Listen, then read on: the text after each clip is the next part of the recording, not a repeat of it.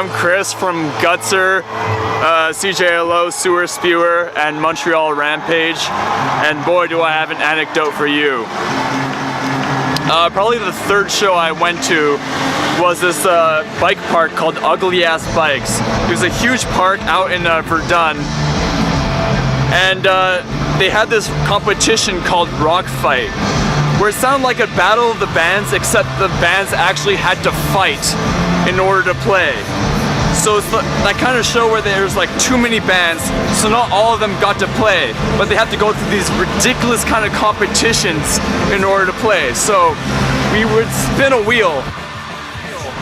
There'd be like a wheel of different competitions. So one would be dildo nunchucks. You have to like smash some guys like Ed. They would have hockey helmets and they would tape eggs on the top of it, and you would have to smash that egg with a dildo nunchuck. It's just two dildos like a nunchuck, and you would try to smash the other person's egg on top of their head. But they also had this competition called alcohol, or alcohol, where they had a table of shots. Some were water shots, some were vodka shots, but some were 94% alcohol shots. So it's just like Russian roulette. You had to like pick a shot and just like, okay, here we go. And they would knock it back. And some people would be like, oh, I don't feel anything, but immediately be like, projectile vomiting. Like, out there.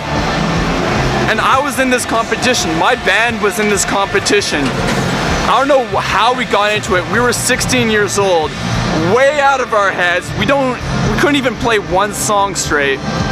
But we were in this competition, and we got into the alcohol trial. And my guitarist took a 94% alcohol shot, projectile vomited, and then had to play with us. Like, we played a shitty NoFX cover. It was so embarrassing.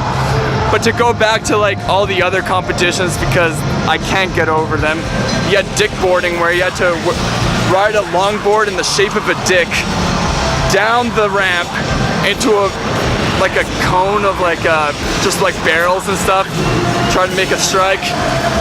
Anyway, it's one of the wildest nights of my life, and I will never forget it. Turbo Machine doesn't die, and that was my anecdote.